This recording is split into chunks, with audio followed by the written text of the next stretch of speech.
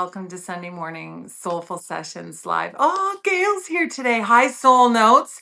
Oh, I'm so grateful. There are some beautiful, wow, we got 8 people just hopping right on. I love that. Oh, welcome, everybody.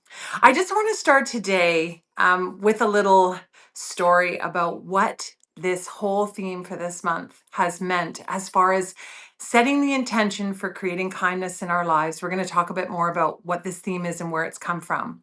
But it's been amazing that in focusing on kindness this week, that the serendipitous events that have unfolded and the people that arrived right in time. So I just want to start off with a little story.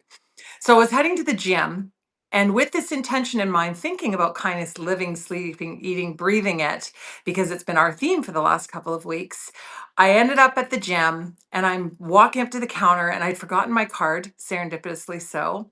And so I'm needing to wait for a moment to give my information to the gal at the front to let me in. And this adorable woman, she's probably about 80, in her 80s, and she comes out in a bathing suit from the change room and she's standing at the front counter and she's dripping wet and you can see the anxiety in her face. And she looks at the girls and she says, "I don't know what to do. Someone has stolen everything from my locker. My towel, my clothes, my car keys, my everything." And she said, "I don't know what to do." And the 2 girls behind the counter were very lovely young girls. And the one girl said, "I'll go with you." And I said, "Oh, I'm so sorry, honey." And I was still behind the counter, so I couldn't go in yet. And the one girl went off with her. Anyway, I said to the girl behind the counter, I said, these crazy locks that we have with the little key that attaches to your towel, it doesn't say the number of the locker on it, of course, because then if you find the key, you can take whatever's in the locker. But I said, I bet you that's what happened. It's happened to me before where I've lost where my locker is and lost track of it because I'm at the gym all the time. Anyway, I walk into the locker room. This woman is right, there, and she's frantic. And the young girl says, "You know what? I can't find it. I'm not sure what to do. I'm going to go get the janitor, and we'll figure out what we're going to do." And I just, because I was in that place of attunement, and I felt so soulfully connected to this beautiful woman, I just looked at her and I said, "Sweetheart, I think this maybe is what happened." And I said, "Did you check the other lockers? Because I know for me, I can lose track of where my locker is." And she said, "No, I checked all these lockers and I don't understand it. Like, I mean, here's my key. How could someone have stolen what's in there? But this was my locker." And she opens it and it's empty. And so I just said, "Would you mind if I borrowed your key? I'd like to try something." And she said, "Sure." And I literally took the key from her, walked about 2 feet. I don't know where it came from, but I put the key in the lock. I turned it, I opened the locker, and there was all of her. I said, "Are these your things?" And she got tears in her eyes and she gave me this big wet hug. And I know that anyone that's on this call, if you're attuned to kindness and you're showing up here today, this is where you kind of live. But when we are immersed in these kind of values, then we are more attuned to everything that's going on around us. And that's why we're running the soulful way. So I just wanted to share that with you. We're going to share lots more today. Welcome, everybody, to the Soulful Sessions Live for those of us that are just joining us. My name is Jennifer Maki, and I'll let Todd Maki introduce himself as well. Thank you. I'm Todd. I'm really glad to be here. I just wanted to share a senior moment that relates to that ladies. So I was in a parking lot in Ontario, and I parked the car. It was around Christmas time, and I came out the wrong entrance, and I looked literally for like an hour and a half for my car. And that senior moment happened when I was about 35. So we've all been there. I want to welcome you to the community, the soulful community. We're really happy that you're here, but we're happy also that you're connecting with each other. And we want to just sort of recognize something. Last week, when Jen, from her side, something happened and all the messages were turned off, and it looked like there was nobody in the room for the entire thing. So Jen was speaking to the community that wasn't there. And actually, people were there, but she just couldn't see it. So we want to invite you to continue to message and connect with For everybody. sure. And Um, I can see everybody today. So that's I good. can see everyone today. I was That's awesome. I was And subtly just implying honestly, you were there. That's all. Yeah, what's that? I was just subtly We just, implying you were there's there. an energy that comes when we know we're there. So now Todd and I know that we're both mentioning you. But I see Gail's here today. I'm so glad. Greta, awesome. Welcome, Luna. I'm so glad you're here, honey. Just such a beautiful community we're building here, and I'm very excited for what's flowing. This was a really, it's been such a process building all of this to here. But it's so incredible. I can feel the momentum, when you start to build something, and it's really not, it's not about us talking at you, as Todd said. It's about the community that we're building. And just to give you a bit of background, Todd and I have always kind of been on these social capital building, community building, soulful building campaigns, from homeschooling our kids and building a community of homeschoolers, what we called Life School, and building the Mad Hero Project, where we really connected with individuals about what their madness, creativity, joy is. It's actually how we built our company called Mad Hero Productions. It's the reason why we publish people, authors that that have a story that want to share into the world. It's the reason I do the coaching I do. But it's really about, really the core of it is about the values. And so Todd and I used to run something called virtuous suppers every month in our community when our kids were small and we were in a new community, we were building, relationships. And it was that we would pick a theme, we called them virtuous suppers, which is values, and we would pick a virtue or a value for that month. And then we would think about it and see where we created it or where it showed up in our lives and this attunement with it. And then at the end of the month, we'd have a supper. And so that's really what we're building here, although we can't have dinner with you because you're from all over the world, and we're so thrilled about that. But we are building this to a workshop at the end of every single month, focused on a different theme, a different value, so that we can all be attuned to this. And then you tap in. There's no pressure ever. We run lots of different elements. So we have a newsletter that goes out called the Soulful Way newsletter that just sets the tone for the month and it sets the theme. And then we have a soulful session live. We have two every month with Todd and I, where we come at the whatever that value is from the perspective of global and systemic. Where are we seeing it in the world? And then how is it showing up in our relationships and personally? And then the third Sunday of the month, we interview someone. And this month it's going to be Dave Chesney. He's a wonderful community member here in White Rock, but he is so much more than just this small community. He has an incredible father that has a history in the radio business.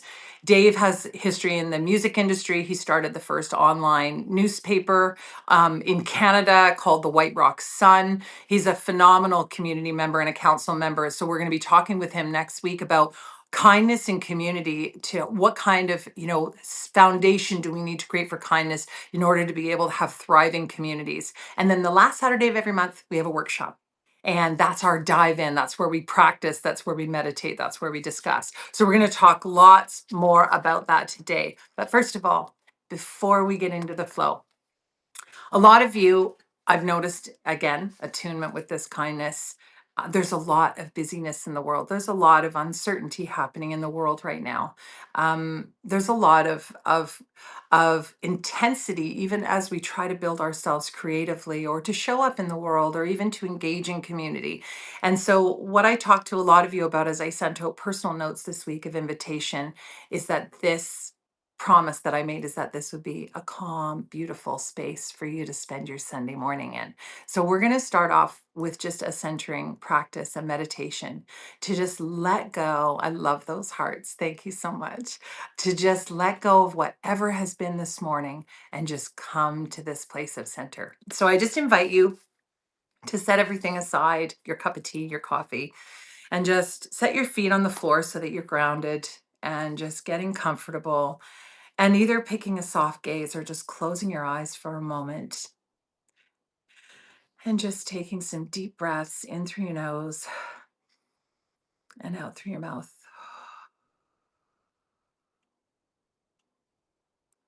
And just letting your thoughts pass by like clouds across a blue sky.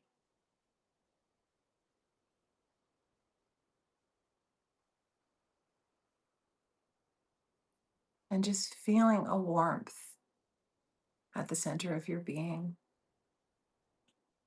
that is kindness. Thinking about what that word means for you. Where have you been kind in these last few weeks? Where have you seen it? What does it mean to you? And just let the thoughts and words just surface gently.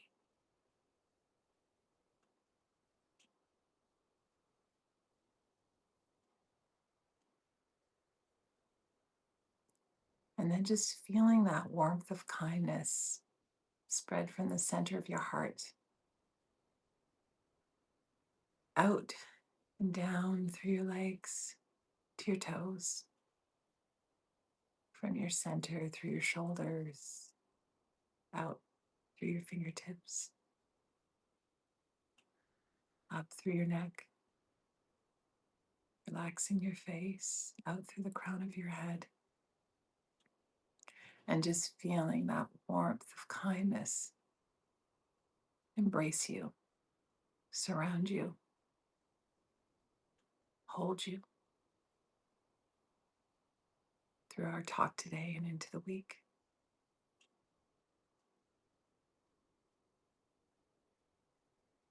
And then when you're ready,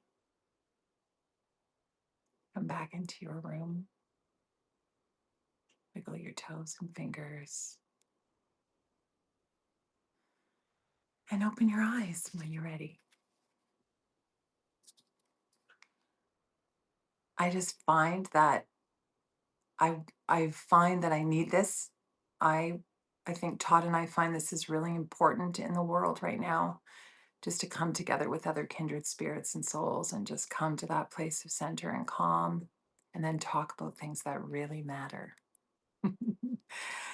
So I hope all of you just feel that calm and center and that embrace of kindness.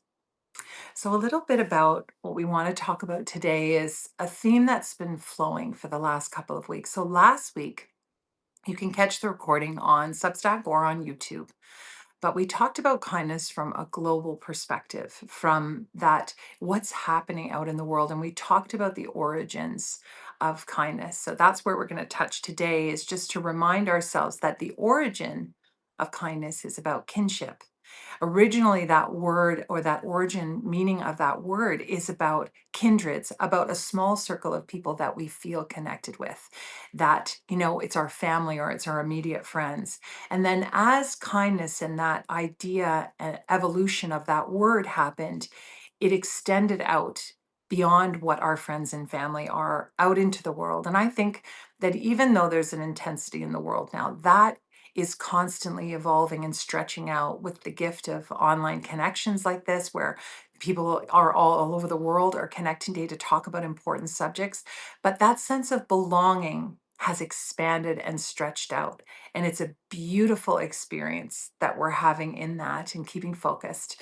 Love those hearts. Welcome to those that are just joining us on. Just it's beautiful to have you here today. I see Dave Chesney. I was just talking about you, sir. We're going to be interviewing him next week about kindness and community. And it's just a gift to have everybody in a place like this to talk about things that really are the foundation of our lives. So, the elements that we've been talking about, I mentioned a little bit earlier about us on the Mad Hero Project.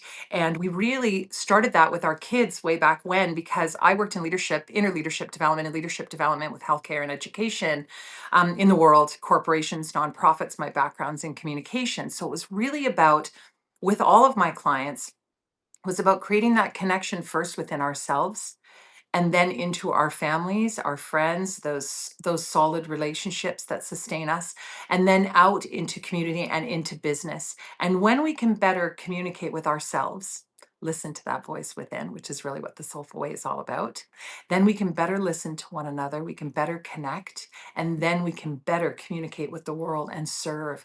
And we can do it in a way where it's sustaining, that when we empty our cup out into the world, we have the tools and measures to be able to fill that cup with beautiful things, and we keep focused and attentive and attuned with the values in our lives. And there are no more important conversations, questions, considerations than this. And I know if you're here today, you agree with that. And so there's some elements to that modern day hero, what I talk about, and I've done convocation speeches about this, where, and Todd was an educator for years, and so we would do our convocations together, hey love, and we would talk about this idea of heroism in the world is, we don't need to be saved from anything for anyone or anything. We don't need capes and spandex. We are our own heroes. Every person has hero potential, and it's not about the accolades and the awards that come with that. It's about everyday, ordinary people doing extraordinary things just by loving one another and living our values. And so the elements of that modern day hero have three phases or three elements to them. And the first is being a vigilant observer. So we talked about that a lot last week. The idea of kindness and being kind begins with noticing, just being aware, observing, not turning a blind eye to the issues that are happening within our communities, within our families, within ourselves, and in the world, and just being able to notice where things are happening. That's where it begins. The next phase is about being that compassionate thinker. And sometimes we can do something with that, and sometimes we can't. We can just hold a thought for it. We can hold space for it. We can hold space for healing. We can hold space for kindness. Sometimes we can take action, and sometimes we can. And we'll talk about that in a moment. But it is really about being compassionate and what does compassion mean? And then the last is about being a conscious co creator. We're not in this alone. This is why we're building the Soulful Way community. That's why we're building the Soulful Collective. We are not alone in this. And more of us need to come together to have these conversations and keep these things top of mind. So that's kind of like the overview of where we're headed. Last week we talked about noticing. Today we're going to be talking a little bit more deeply about that being that compassionate thinker and what that looks like and how do we really play that out. But the epiphany I had this week, and it's interesting how we have levels of epiphany. So I have spent a lot of my life never feeling like an expert. That's not my deal. No matter how much experience I ever gain, I've never called myself an expert. I don't call myself a teacher. I feel as though I'm a facilitator. And a facilitator of growth within myself, a facilitator of growth in our family, a facilitator of growth within community and in my business. But really, the foundation of it is questions. And so I was sitting in a scenario this week where I was determining whether a kind act, a physical act, not just a thought, but a physical act would be appropriate. And I realized at another level that questions are at the root of it all. When we think we know what we can do, when we think with our minds, we get a very human response. It's like that famous quote that says, you can't think your way out of something you thought yourself into, right? So the whole idea of the soulful way is tapping an ancient wisdom within, that innate whisper. I talk about it lots as the guru within, that wild wisdom that we have, that innate knowing that we have within each one of us. And we can gather all different kinds of resources and ideas and thoughts from loved ones and experts and whatever that is. But no one knows you like you know you. And the entire focus of our life needs to be cultivating our knowledge, but tapping into that knowing. And that begins with a question. And so when we question, there is something magical that happens. When we question, we are humble enough to realize that our mind can't figure it out, that we don't have all the answers. That's when we are dealing with our children, when we're dealing with our spouse, when we're dealing with a community member, when we're dealing with a stranger, when we're dealing with a business client. When we ask the question, what is really needed here? That is the foundation for an answer that is so much more enriching and enriched than we could ever imagine. And so I want you to just take a moment and think about that connection, that disconnect, and that connect. So, when have you kind of thought yourself into something? And then when have you taken a pause and said, I don't have the answer here? Ask yourself a question about how to handle you or someone else. And how has that changed the answer that came? So maybe Todd, what do questions, I'd love you to chime in here because I've been chatting a lot, but what do questions mean to you? Oh, I think you're muted, love. Usually I speak better when I'm muted, so I'll try. There we go. Um, right. Um, I taught for about 4.5 years at a community college, and um, I Mhm. think I was pretty successful there in the classroom dealing with students. And one of the tools that I used was called the Socratic method. And to simplify it, it basically is if you ask a question and you get a blank look on someone's face, it's because you've asked the wrong question. And so you got to go backwards and ask a more basic question to get them back to the point where you're trying to get them to. So, for example, if you're in a classroom, and you're saying, okay, what caused the Great Depression? And the student looks at you and goes, I have no idea. You've covered it in class, but they just can't. They're drawing a blank. So you step back and go, okay, look at it this way. What was the effect of tariffs? And if you'd spend like some time on tariffs, they would be able to come back and say, oh yes, I remember now. So we were talking about Smoot-Hawley and the tariffs, and they were a contributing factor in the Great Depression. So it wasn't that I asked. Uh, from a kindness point of view, I asked the wrong question in the first one, so I had to go back to ask one that they were able to answer, and it reminded me of a time when I was down in Las Vegas on a conference at a conference, and I just got off the airport and I was catching the local bus, just because I always like to take the bus to see what's going on, and so I was standing at the bus stop in a very sketchy area, and a very tall homeless guy, young guy, walked up to me and stood about 12 inches from my face and just stared at me. And my first question was, "Can I help you?" Which is it's kind of a almost an fu, but not really. It's just like, "What do you want?" Yeah. And he just stared at Because of me. fear, right? Your fear. Yeah. So it's the first thing that comes to mind, right? Because we're Wow. anyway. So I just took a breath and I was looking at him. I said, "Are you okay, man? Do you need help with something?" And there was a breath that came out of him, and he just kind of relaxed and he walked away. Didn't say a word the whole time. But I'd asked the wrong question. The first question was aggressive. The second question was, "Do you need some help?" And I really was, because I said, I remember thinking, I just asked the wrong question in the first one. So anyway, I think the questions are really important in kindness, because we come from a very, and some of us, Fortune 500 kind of world, where you're dealing with people that are they're by the book. They want to go fast, and you answer questions directly, and you ask questions directly. Yeah. Works really well in a boardroom. Doesn't work well anywhere else. Doesn't work well with kids. Trust me. Um, but anyway, so I just, from a kindness point of view, I always try to if I ask the wrong question, I get the wrong response, then I'm going to turn around and try to ask a better question. Yeah, absolutely. That's so incredibly insightful. I love a million things about you, but that insightfulness, and we hadn't talked about this example that Todd is sharing now before, but it really is. I love that idea of finding the right question. And we're going to talk, and I want to, there's so many nuggets, so many gems in there. First of all, to have that understanding that fear so many times without training, without us being vigilant with our minds, without being grounded in our value of something like kindness, fear can be the first thing that flares. But when we're grounded in a value, or that's top of mind, is how can I be kind? And the world is not out, because fear comes from, there is something here that's out to get me. It doesn't mean, as our son would say, it doesn't mean that you don't have a healthy distrust, particularly of people with a gun. That was his line to us the other day. He goes, listen, I love you. I know that you love all people, but I got a healthy distrust when people have weapons. So I love that he gets that. So we want to have that understanding of listening to what's happening around us, being observant. But when we're tapped into that inner world and that intuitive nature, we're better able to respond to people versus react. And reaction always brings reaction. And so that gem of recognizing the fear was coming from, recognizing it was the wrong question, and then softening into compassion and understanding. Our When we walk around in downtown Vancouver, there are some really beautiful areas, there are some sketchy areas. We want our kids to be open and kind and loving. We also want them to be street smart. We want them to listen to that intuitive nature within themselves.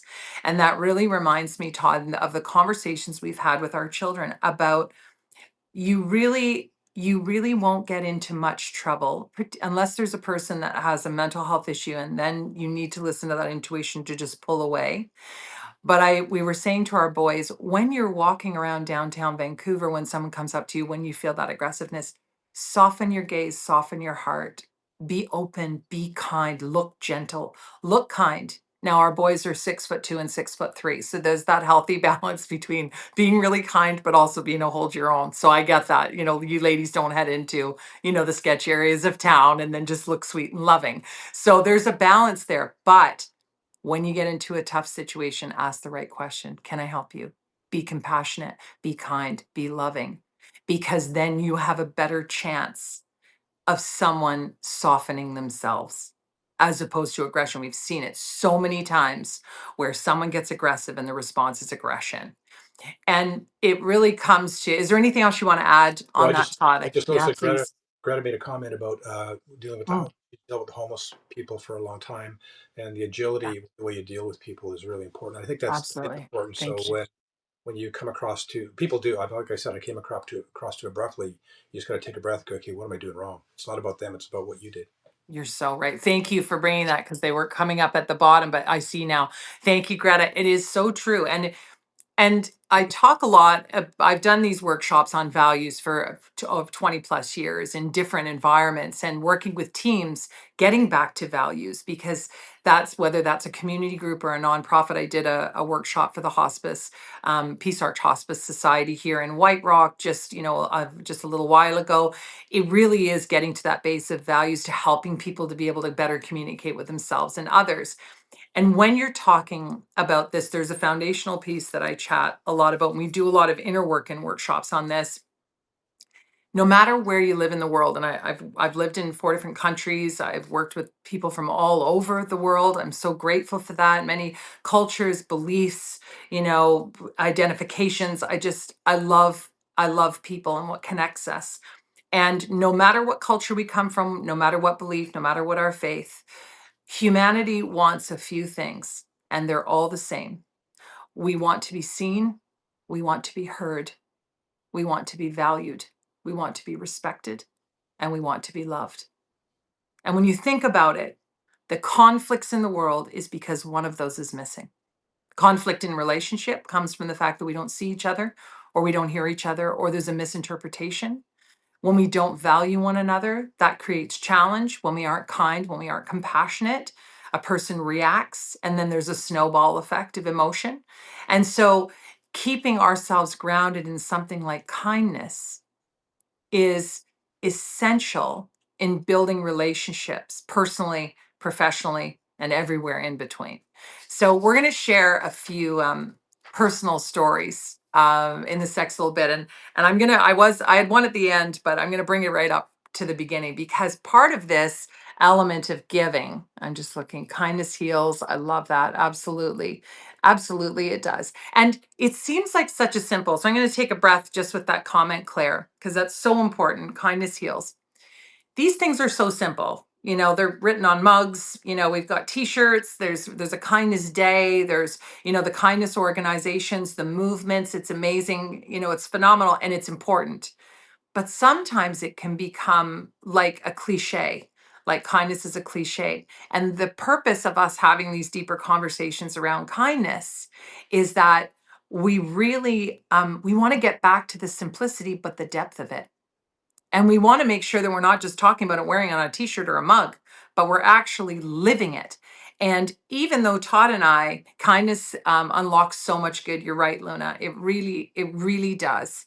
And this is why for the rest of time, for as long as we can foresee, until, as long as we're able to do this, we will be running these soulful sessions. We will be running these workshops. This is what we feel our purpose at this stage of our lives is to come back to the simple knowing of these values and living them day to day, week to week, month to month, because we are losing that to a certain extent, or it's harder to hold on to in a world that is so incredibly busy.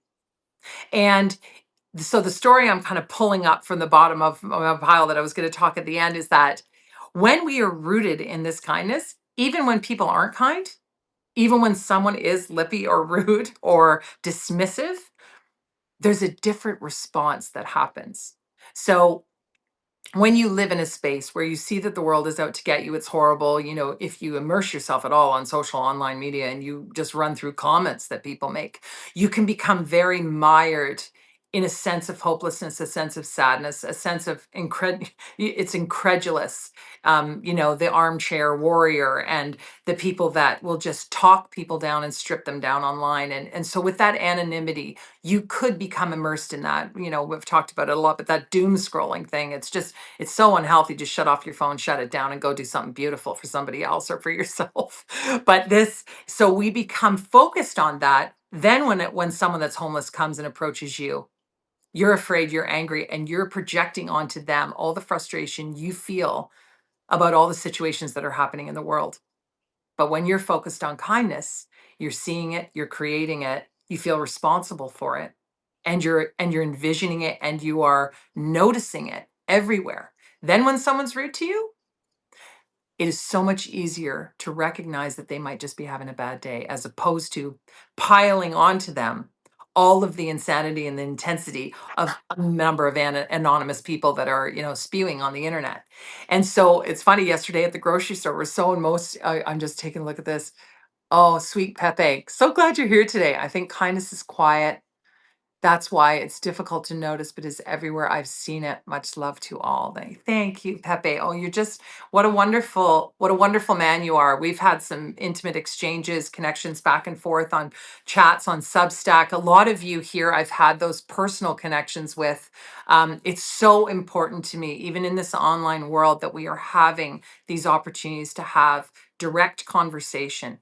Whether that comes in a workshop, whether that's in a chat, whether it's being able to listen to your comments today and have you in the mix. It's important. So, just to get back to that thought that what we focus on becomes what is emerging and what is unfolding before us. So, I've been so focused on kindness. There's little fun little stories I'll share in a moment. Todd's got some stories to share.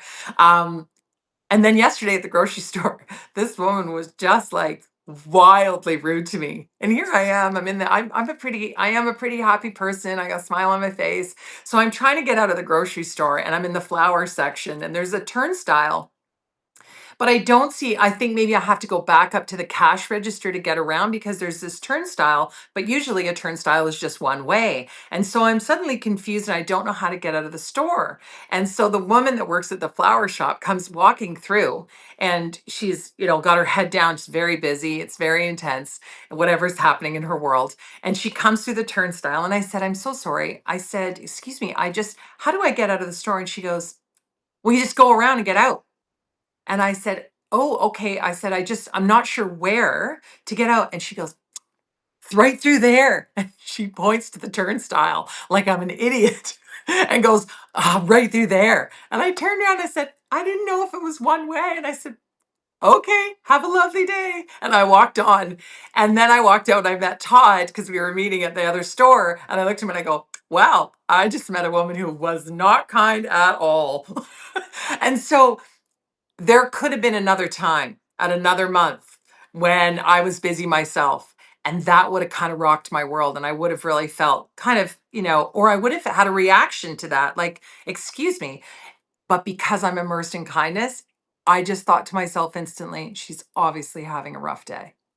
So it's how we kind of focus on this. Todd, I've been talking for a while. Do you want to share one of the beautiful stories of kindness, what you've been noticing and creating and encouraging in the world these last Well, few weeks? it's funny you mentioned grocery store. We sort of planned this, but we're not really like not sure what Jen's going to say. She's not sure what I'm going Yeah, to say.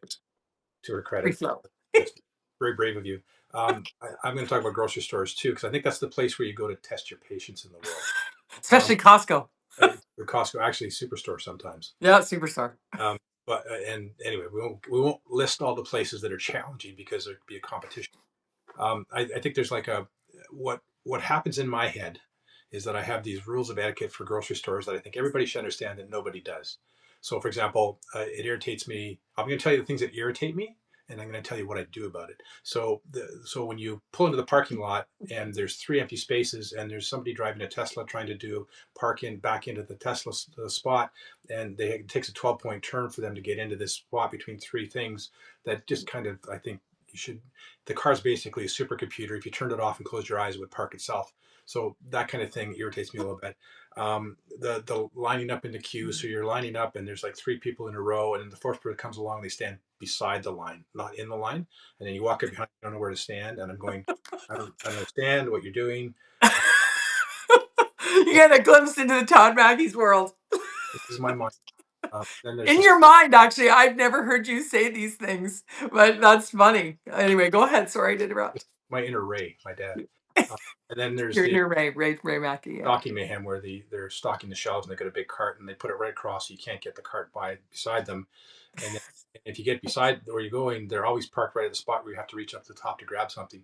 So these are the things in my mind it's shopping etiquette. Everybody should, but nobody does.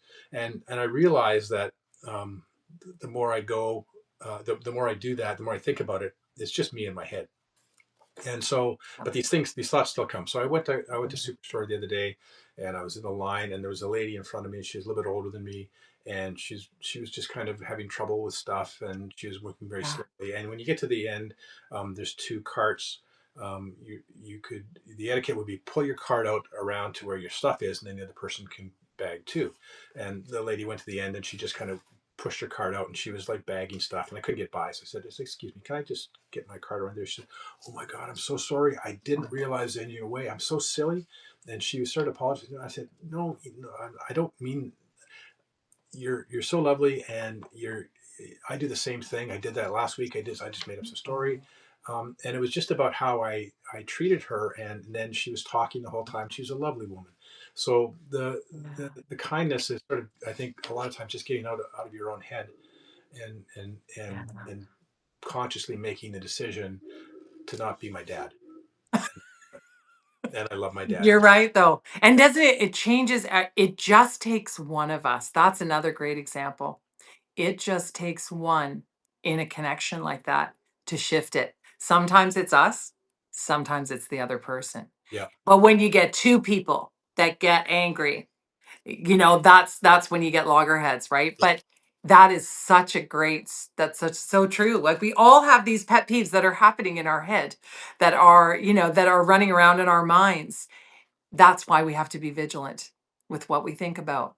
yeah, Because if we are not vigilant with being focused on a value that truly matters to us, like kindness or patience or, whatever that is, compassion, whatever we're focusing on, then we can be reactive as opposed to responsive. So that's such a great story. We've had so many of them this month. It's wild. The moment at which you focus your attention on anything, you get more of it. It's like the universe conspires to have it show up all over the place for you. So I'm just going to share a few of these. So, and there's so many more that I can mention, but I just want to touch on a few. So the first one is our son. We it's 9:30 at night. We're sitting around, we're watching a television show, and the doorbell rings at 9:30. That just doesn't happen in our neighborhood. We were like, "Oh, that's wild. No one would call this late." And it rang like a couple of times, and it instantly there's this little bit of fear, like, who would be knocking on our door? Like there's either something wrong or what could be happening. Todd walks down to the front door, and there's a lady standing there, and she said, "Hi, does Nathaniel Mackey live here? And did he lose his wallet?" And it's 9:30 at night, and she has walked all the way over to our home, found his address, and returned the wallet. And our son, like all three of us, came down to the door. So Nathaniel came down. I said, "You are an angel. How amazing." I said, "Nathaniel, did you even know your wallet was missing?" And he said, "I thought maybe I misplaced it, but I wasn't sure where." And Nathaniel went right down to the door and said, "Thank you so much." And this beautiful woman, she was just like, "Oh, it's fine. I'm so glad I found it. And I'm glad I found it before you were panicking." And it was just so lovely. And I see Alex. Hi, Alex. Lovely to have you. Susan, thank you for joining. Welcome to the Soulful Sessions Live. But just so amazing. And I love that the universe, God, whatever you want to call it conspired to have our son learn the lesson too. Like just this month, right? Like I just thought, I love how the universe plays with us. So that was incredible. So then we had a whole discussion around kindness and what the theme is for this month. And isn't that incredible that someone's so caring in that way? And we just walked away feeling so phenomenal about, just our neighborhood and that beautiful woman and just such a warm feeling. That kindness made you feel that person feel super good. It really did, Alex. It really did. So there's a few more. So other things that I just became attuned to. So I have a beautiful friend, and I know she's on this call right now. We've come to know each other through Substack, through personal connections, through chit chats and stuff. And she is kindness in living form. So um, I can't say it without getting a little teary. So almost every day, this beautiful woman leaves me a voice note on WhatsApp to just tell me how much she loves and appreciates me, what I'm doing in the world. I do the same for her. It has been one of the most magical relationships of my life. She lives in the UK, and we have it's so beautiful. It is like a love fest of kindness back and forth throughout our week. just sharing and showing up for each other. And I am a person that in my work, and Todd is as well too, because we love it, we do give a lot. We show up for people. We do try. That's our joy in life. There's no accolades required for that. That's just, we do love to give to people. But there is a lot of times where people just, that's the receiving part, and we receive from other people in different ways. We receive in giving. This is like the gift of it, right? It's the reciprocal flow. It's the helper's high, right? We love that. But a lot of times people just feel like Todd and I are, we've got it figured out and we're good to go. And so they don't often reach out. They don't feel like we need, it's not intentional. Maybe they just don't feel that we need kind of that support or that reminder or that, that just excitement around what we're doing. They just feel like we've already got it figured out and we have each other. But this gal, she shows up and she just reminds me that everything that I'm doing is worth it and beautiful, and it's incredible. If you hear this message and someone comes to mind, reach out and leave them a voice note or call them or talk to them or whatever that is. But be there for someone else, have them there for you. My family lives all over the world and everybody is busy in the world.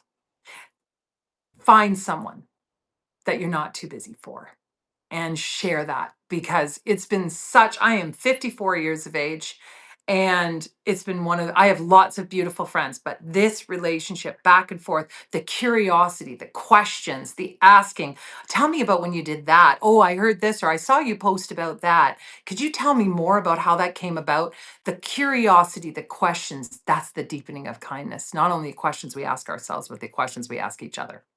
Another way that this, so I just, you know who you are out there. Thank you so much. You've meant so much to me. And I'm sharing and rippling that on. So, also, the way that a focus on this stops you in your tracks. And oh, that's beautiful. Despite uncertain times, hope in humanity is very real and certain. It is. It is, Luna. And Alex, I found someone's wallet and kept it. And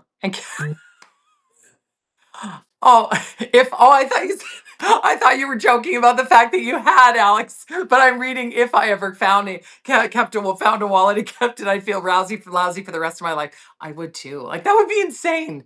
I don't. Although I have had my wallet stolen, where they took the money out of it and then they dumped it in a dumpster. But where does someone have to be at their head and their heart to do that? Right. So even me, even when I've had things stolen, the phrase I actually say in my mind is they obviously needed it more than I did. And I try to let it go that way because there's so many hurting people. And even that I try to find in my heart that forgiveness. So another way this played out, and then I'm Todd, I think you have another one to share too, or a Yeah, I couple just more to share. before you go ahead, I think Please do. there's a part in the Prophet by Khalil Gibran where he talks about charity, and his assertion is that people ask for charity in any form, you should give it to them and not judge why they're asking because you never 100%. know the underlying meaning of it. So 100%. And one of the reasons I fell in love with you is because when you met me, I always stop and give change. And it's not about giving change, it's not about giving money. I will stop and I will have a conversation. And sometimes that's a little tough. I lived in Ottawa for a number of years and here in downtown Vancouver, with a sense of care as well too, depending on where you're going. But Todd would walk around. I would always give change just as an excuse to stop and chat and have a conversation or buy a coffee or drop off a lunch or whatever. And Todd would walk around with a pocket full of change. And I remember, I don't think many of the people here would have heard that story before, but Todd and I were dating. And we were in downtown Toronto, and I was on the cell phone to have on a business call, and Todd was driving, hopefully, obviously. And this squeegee guy, when you stop on the highways down below, it's a Don Valley Parkway. So when you slow down, sometimes if there's a light, these squeegee guys will come out and they'll squeegee your windshield. And then they'll want, a thank you for that. And some people get annoyed with that. And I just look at it as an opportunity to connect with a beautiful human being that is in need, just as I've been in need in my life. And so I was on the phone and Todd rummaged around, and we had just been dating. So I didn't know what he was doing. He's rummaging around in his pocket. And as the Swede guy is coming over, Todd doesn't give the guy money. He turns to me because the squeegee guy is on my side. So he purposely opens his hand and there's a handful of change. And so I was able to roll down the window and I stopped my call and I said, just a moment. And I handed this young man some change. And I just love that about you, Todd. You and I think part of us coming together is, being married for over 22, 20 years together. It's that values piece that holds us together in so many beautiful ways. And we need to encourage that in one another and celebrate that in one another and focus on this. So, another thing that happened for me this week was I'm in touch. I have two sisters, and I'm very close at different times with both of them. But we get busy, and life happens, and they live all over the world. And so I was reading a book. I came down in the morning, take a little bit of time for myself, and I was reading this book. And so there's the quiet, right? Because when we get quiet, we get the messages.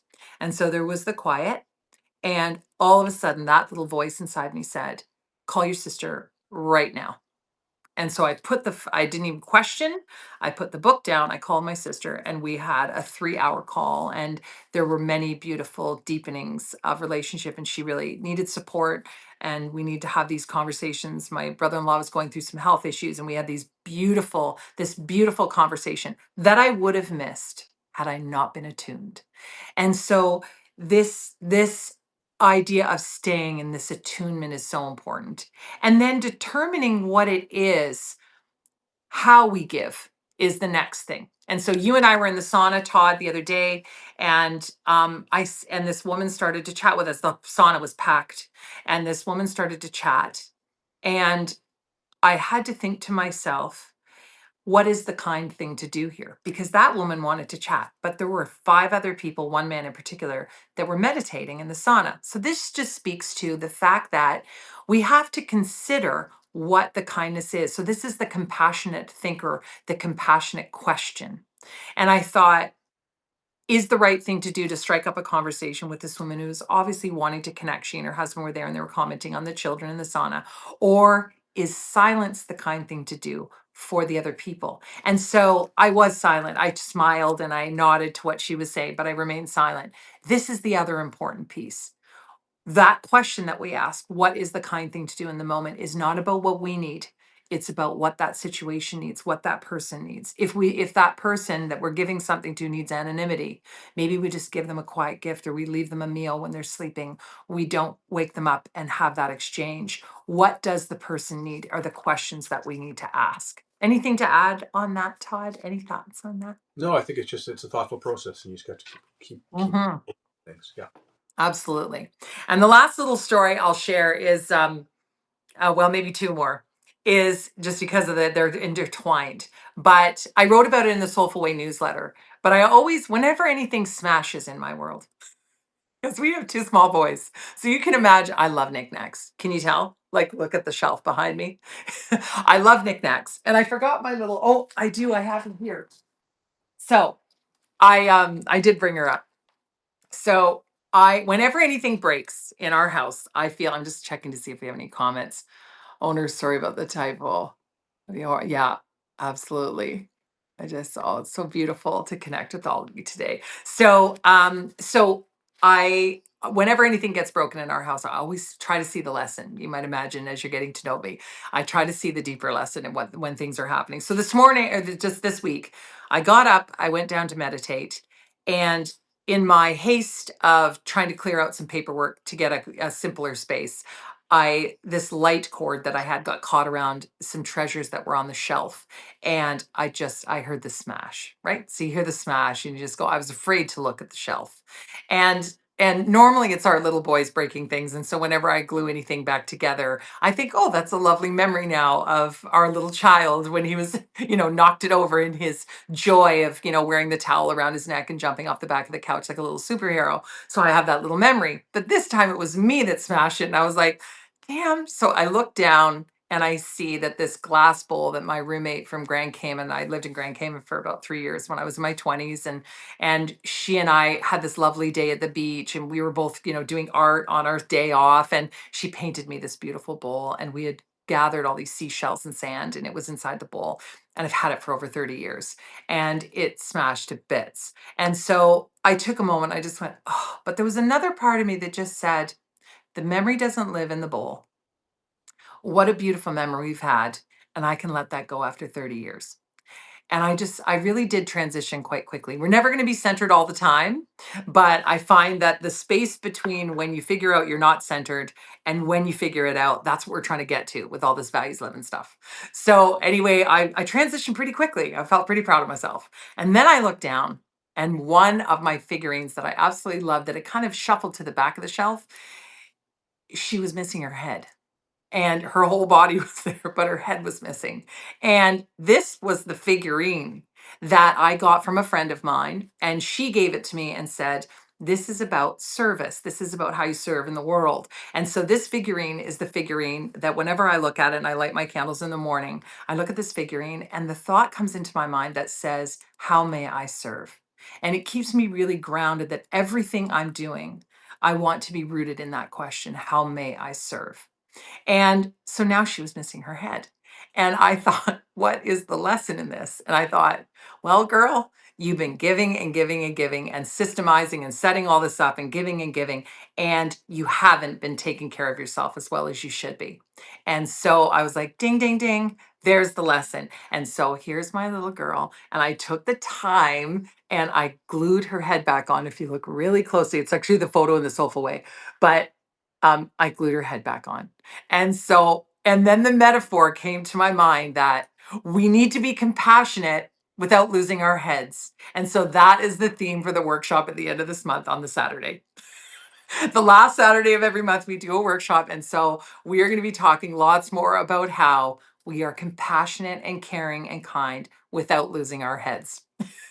So anyway, and then the ripple effect, the last little story I'll share is the ripple effect that happens when we care.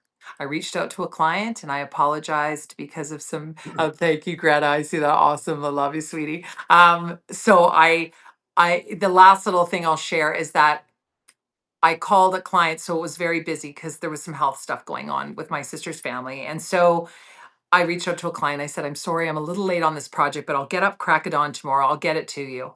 And I said, I apologize for being a little late. And she instantly responded back and said, Jen, don't be silly. Like, just do what's right for you. Please don't feel any pressure. Get it to me when you can. That's the ripple effect. When we are kind to others, when we share our kindness, people are kind back, just like you were sharing in your story, Todd. And so anything else you want to add, my love, by way of story, connection, anything else? No, that was the big one for me. Yeah. Mhm. Yeah. And when we give with no expectations, right, then it just lightens everything up. It lightens everything up. We just give with no expectation. We just show up. So we want to touch now. Um, I want to say a little bit about the fact that this whole experience for us is about the deepening because the world is so about expanding. Like, what's next? What's next? What's next? We've touched on this a little bit. This whole process of staying immersed in our values and acting in simple, kind, soulful ways every single day is about that deepening. And that's where we really need to focus in this next little while. And so now we want to turn that to you personally, because the person in the mirror is the one that we oftentimes will forget. It's so easy to give to other people. It's so easy to put our attention on how we're showing up, how we're serving, and losing our heads at times in the process. And so we're going to do a centering exercise in a moment, but I want to be able to turn that to you for a moment.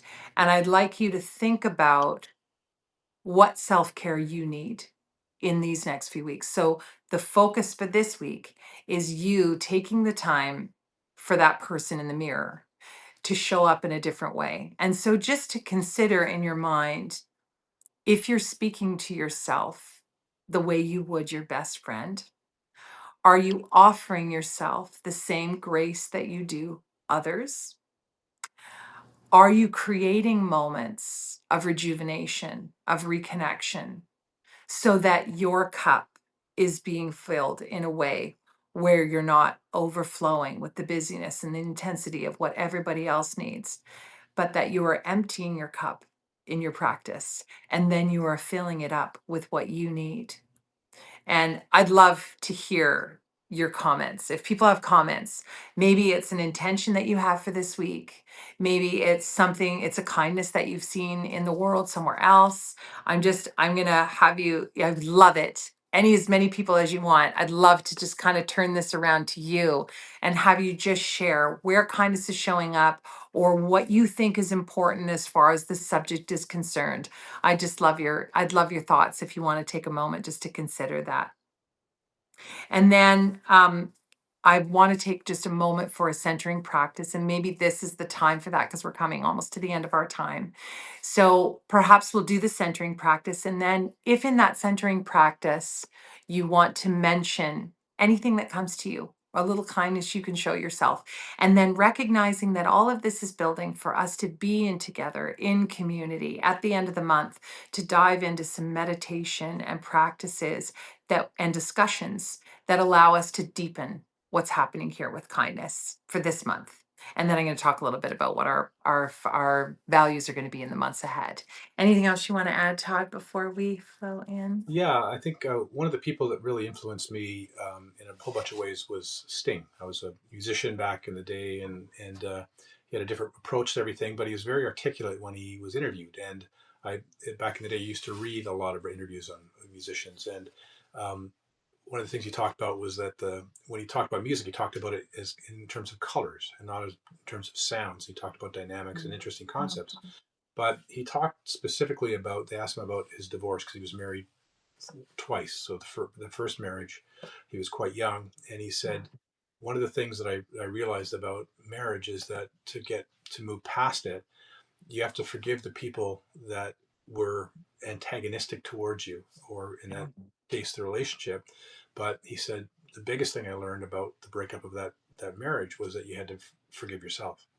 And I think that's always a really important thing, is to, no matter what's going on, no matter what kind of chaos is happening around you, and to you, and towards you, you have to be able to forgive yourself for your part in that. So it's a bigger perspective. So you don't get caught up in just blaming everybody else. Absolutely. Absolutely. Absolutely.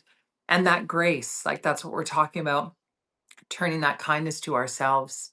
So what do we need to forgive ourselves for? Where do we need to show up in grace for ourselves? To focus on. So the practice for this week is acknowledging efforts rather than outcomes, acknowledging where you are trying, where you are expanding, where you are serving, how you are showing up in the world. I just encourage all of you and all of us to just be gentle with ourselves in the week ahead, to keep that portion of kindness in focus, that you're being kind to yourself, because we can only give what we possess. So if we don't have kindness and grace for ourselves, then it's not the same flow, it's not the same energy when we're giving to others. We're depleting ourselves in the process, as opposed to the reciprocal flow that can happen when we are finding that balance between caring for self and caring for others. And as I said, we're going to talk a lot more about that during the Soul of Kindness workshop that we're going to be doing.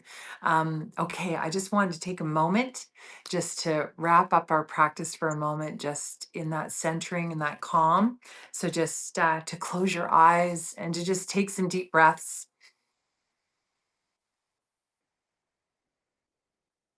and just to see the sparkling gems that came from today. What idea came to you? What remembrance? What idea just bubbled to the surface for you?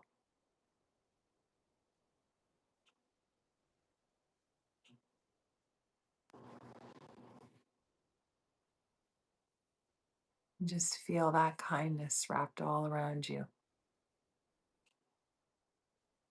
so that you're fortifying that energy, that light all around you, so that you can glow and ripple and shine out into the lives of others, but feeling completely whole, keeping your head about you and your heart centered. When you're ready, you can just open your eyes. Wishing you a beautiful week. So next Sunday, we have Dave Chesney that will be introducing and interviewing and talking about how kindness can fortify a community. The week after is our workshop.